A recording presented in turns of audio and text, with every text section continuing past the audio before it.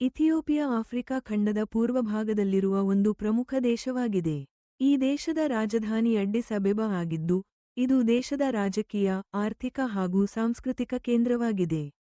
ಇಥಿಯೋಪಿಯಾದ ಪ್ರಮುಖ ಪ್ರವಾಸಿ ಸ್ಥಳಗಳಲ್ಲಿ ಲಾಲಿಬೆಲಾ ಎಂಬ ಪುರಾತನ ಬಂಡೆಗಳಲ್ಲಿ ಕೆತ್ತಿದ ಚರ್ಚುಗಳು, ಅಕ್ಸಮ್ ನಗರದಲ್ಲಿರುವ ಐತಿಹಾಸಿಕ ಸ್ಮಾರಕಗಳು, ಮತ್ತು ಗೊಂಡಾನ ಕೋಟೆ ಪ್ರಾಂಗಣಗಳು ಬಹುಮಾನ್ಯವಾಗಿವೆ.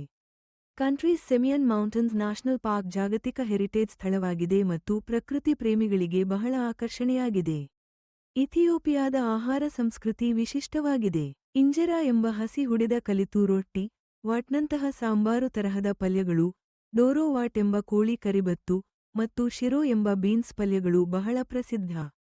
ಕಾಫಿ ಇಥಿಯೋಪಿಯಾದ ಮೂಲ ಆಹಾರವಾದ್ದರಿಂದ, ಇಲ್ಲಿ ಕಾಫಿ ಕುಡಿಯುವುದು ಸಂಸ್ಕೃತಿಯ ಒಂದು ಭಾಗವಾಗಿದೆ. ಇಥಿಯೋಪಿಯಾ ತನ್ನ ಐತಿಹಾಸಿಕ ತಾಣಗಳು, ವೈವಿಧ್ಯಮಯ ಆಹಾರ ಪದಾರ್ಥಗಳು ಮತ್ತು ಸಂಸ್ಕೃತಿಗೆ ಹೆಸರಾಗಿದೆ. Thanks for watching this video. ನಮಸ್ಕಾರ.